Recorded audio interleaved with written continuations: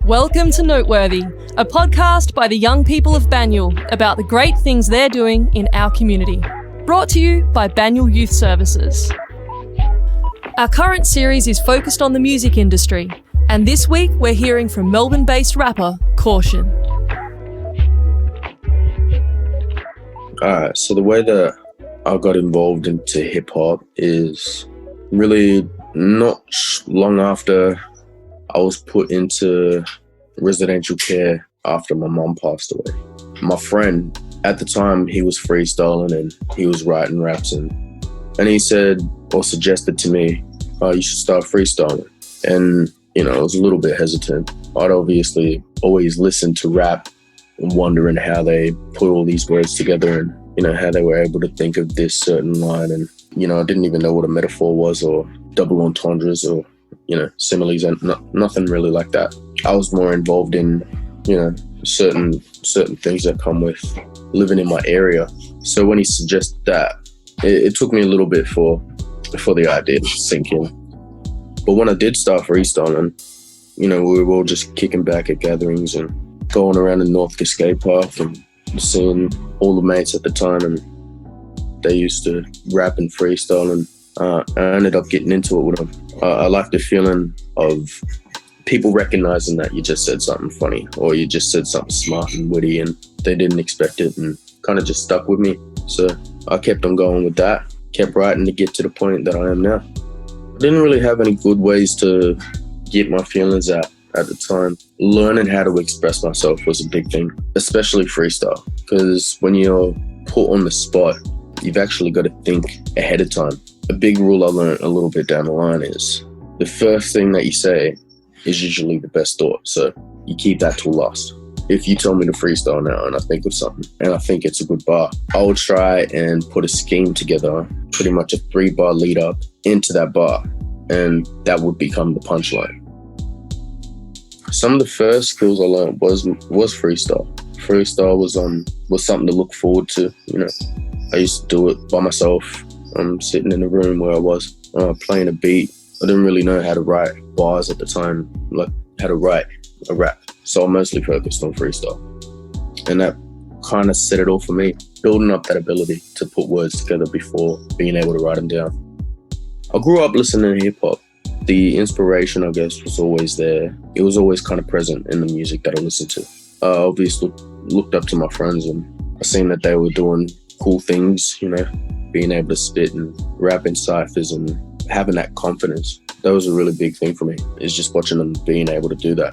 And Uncle Morgs, Mr. Morgs is a Melbourne-based Indigenous rapper. Not long before my mum passed away, he was actually in our kitchen because he knew my mum. And he was spitting a rap that he wrote recently at that time, which was 2012. And I was like, this guy's a pretty well-known artist in Melbourne. And he's just in the kitchen, just, rapping a new song that no one's heard yet.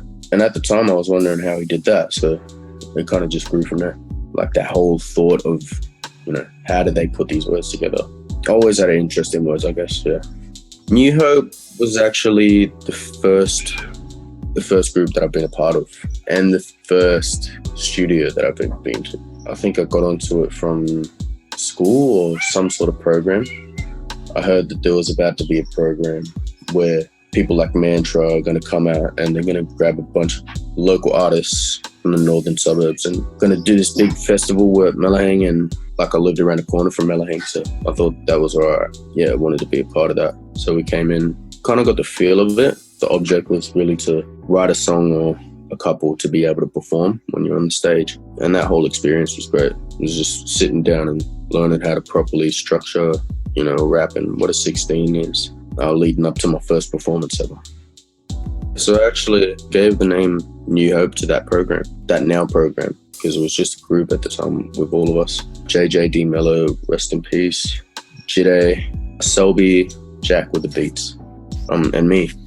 And then obviously Mantra, but he was already pretty established in Melbourne as a rapper, which was one of the coolest early experiences that I've had in rap, is being able to work with someone like that and learn from him. I gave New Hope from the name Star Wars.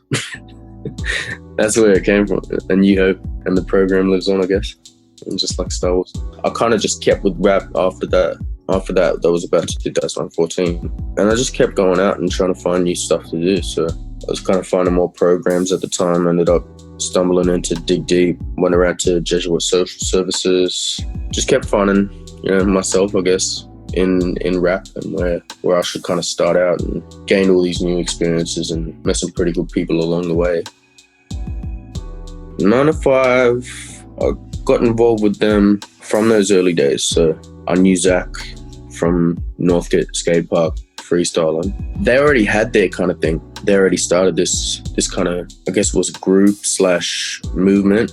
And I only joined up a couple of years ago, put myself in there. Everything lined up pretty well. So did some gigs with them and got the feel for it and just jumped in. I've got a process. So my work is pretty private, but it's always good to kind of be a part of something bigger. And the people that I know in there, they're really good friends to me now. So it's kind of like a second fam, I guess. I've only got my 3 younger brothers here in Melbourne with me, and that's about it. So from there, the only other thing I can have is mates and people that line themselves up with my area. I find just click well. So Primate's really good, obviously. I've got some good connection with him, not just in terms of the music, but in background. Like, I'm a young Indigenous man myself, and he's Indigenous over there. Shout out to all the Islander brothers and that. I'm lining up pretty good with him. Me and Zach just go well together. Like, Zach's really good rapper from the area that I always used to kick at. So yeah, me and him just gel easily, forming new bonds with all the people that are in the group. I'm just keen to work with them. My first EP was Warning. I just threw that together. That was stuff that I was sitting on from years ago.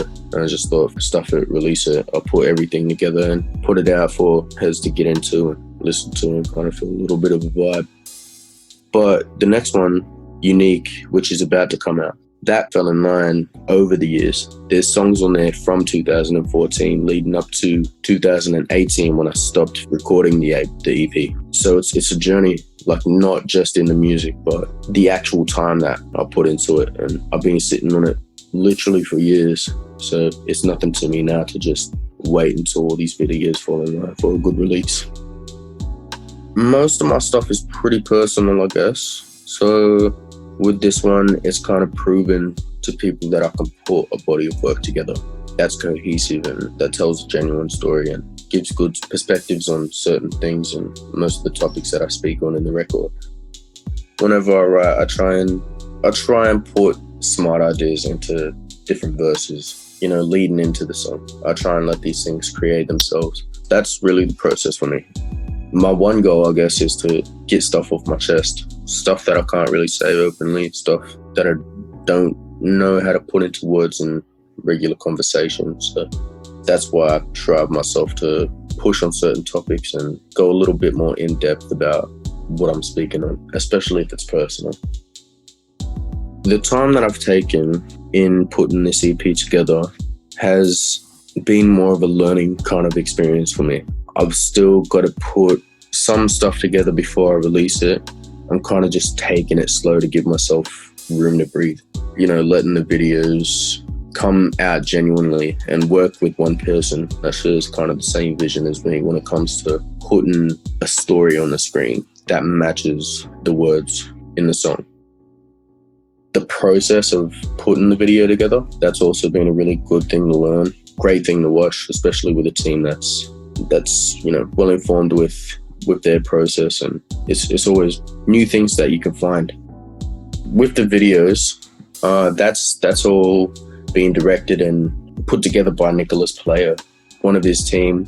Her name is Indigo, and she's pretty good at the animation side of things. So I've been wanting to work with her and have her put something to one of my tracks that's on the EP. But yeah, kind of just letting Nick help me put these things on the screen is my vision.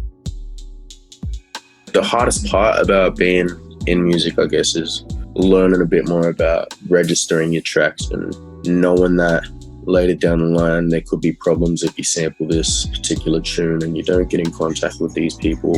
Also learning about the process of release, where to put it and what time to put it, what comes first. Do you release it on Spotify first? Do you release it on YouTube first? Do you let people see the video, or do you let people hear the work and then follow it up with something? So planning those releases, I wouldn't be able to do it the way that I'm doing it right now if I wasn't independent, I don't think. Having that independence to me is being able to work on what I want to work on at the time that I want to do it. Not having people lend me money and not having to depend on someone for anything at the time. I was just doing it through myself. I find that I work better without having someone watching over my shoulder, trying to check on me and see how it's going, and just let me go through the process, which brings out the best in the tracks and the best in the words, and the work's going to speak for itself. As long as I can get these things out and have it be unique, have it be true to the name of the EP. COVID has slowed down the release a little bit. It's kind of sidetracked some of the days that I had planned for filming, but it's given me more time to write a couple tracks at the same time, so it's not been all bad. It's not really that much of a big deal to me, especially when I've got time to write and to listen to beats and select new things for a new body of work. It slows it down, but it doesn't stop it completely. If you do want to start getting into storytelling, all you've got to do is just listen to people who storytell. You can kind of see how they put stuff down on a page. Just get your friends to listen to it and give you pointers about how you can say stuff better. What hit harder, where the bar lands and where it kind of falls short. Getting that criticism. A lot of people think criticism is a bad thing and that they're hating on you, but if it's coming from someone who understands your process and respects you as an MC, they're going to put it into perspective for you. Repetition's always the biggest thing for anything. Whether or not you're learning new things for work or you're studying, you're building that part of your brain up. You find yourself. I think rap helps you find yourself. So the more that you put into it, the easier it is for you to understand who you are. And most people play to their strengths, so don't get boxed in. If you don't want to get boxed in, don't do one thing. Do multiple things. Not only do multiple things, but try and get better each time that you put a new song out. It's recognizing that you want to stick with this. If you like writing down lyrics, learn a bit more about what goes into writing, the structure of a song. Start from the very fundamentals in rap. And once you feel confident in your music and you want to be able to put it out there, then you can start looking for business or creating opportunities for yourself. But there's always power in holding yourself in a higher regard, or holding off until you know, I've finally got the hang of this and I want to put time into music. The most valuable thing right now or at any moment is time. You can't really stress that enough. More of it's just waiting on yourself to get better.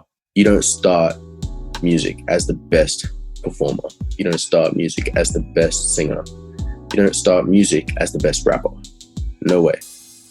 There's people that have been here for years that are just levels above you in every kind of way. And you've got to recognize that.